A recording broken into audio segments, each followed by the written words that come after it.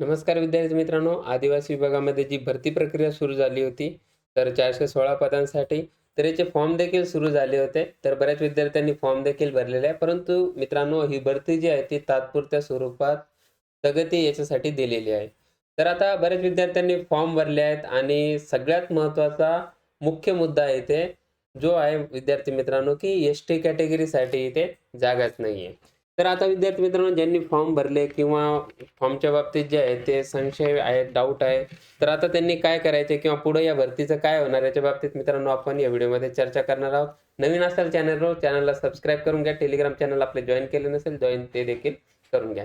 तर पहा मित्रांनो, सगळ्यात मोठा प्रश्न इथे आपण मागे देखील व्हिडिओमध्ये यावर चर्चा केली होती, की समांतर आणि सामाजिक आरक्षण जे आहे, तर यामध्ये बऱ्याच पदांना जी आहे ती जागा इथे नाहीये.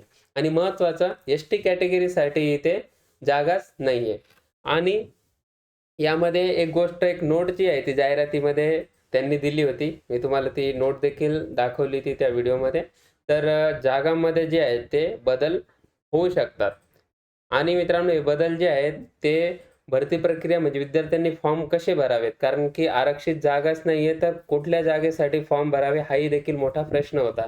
त्याच्यामुळे विद्यार्थी मित्रांनो, ही पदभरती जी आहे ती सध्या स्थगित केली आहे आणि मित्रांनो, याची फेरबदल होऊन याच्यामध्ये जागांमध्ये बदल होऊन ही भरती प्रक्रिया पुन्हा सुरू होईल अशी माहिती विद्यार्थी मित्रांनो आपल्याला मिळते आहे. तर हे पेपरमध्ये कटिंग आलेलं आहे आणि विद्यार्थी मित्रांनो, ऑफिशियल वेबसाईटवर जर तुम्ही गेलात तर फॉर्म भरण्याची बघा ही वेबसाईट आहे. तर इथे बघा एक नोट जी आहे ती इथे दिलेली आहे, की चौकीदार सरळ सेवा पदभरतीकरिता ऑनलाईन अर्ज मागवण्याची प्रक्रिया जी आहे ती कार्यवाही काही काळासाठी काही कारणास्तव जी आहे ती थांबवण्यात येत आहे तात्पुरत्या स्वरूपामध्ये. म्हणजे विद्यार्थी मित्रांनो, ही पदभरती जी आहे ती पुन्हा सुरू होणार आहे. तर काही काळासाठी ही थांबवली आहे. का थांबवली आहे?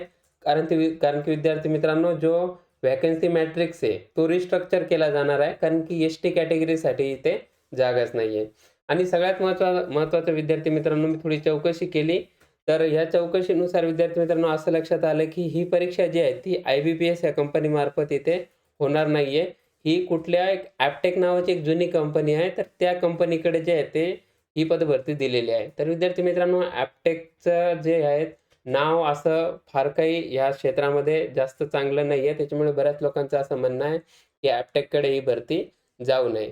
तर TCS आणि IBPS या ट्रस्टेड विद्यार्थी मित्रांनो ज्या आहेत संस्था आहे, की ज्यांनी आतापर्यंत परीक्षा घेतलेल्या आहेत आणि ट्रान्सपरन्सी जी आहे ती चांगल्या प्रकारे यांची आहे.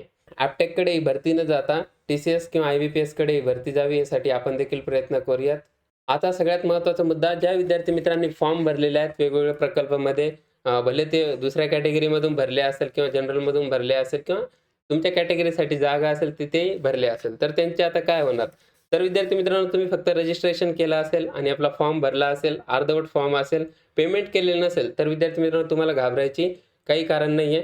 तर तुम्ही काय करायचं आहे, इथे तुम्हाला काहीच करण्याची आवश्यकता नाही. तुमचा फॉर्म जसा आहे तसाच राहू द्या. तिथे तुम्हाला काहीच करण्याची आवश्यकता नाहीये.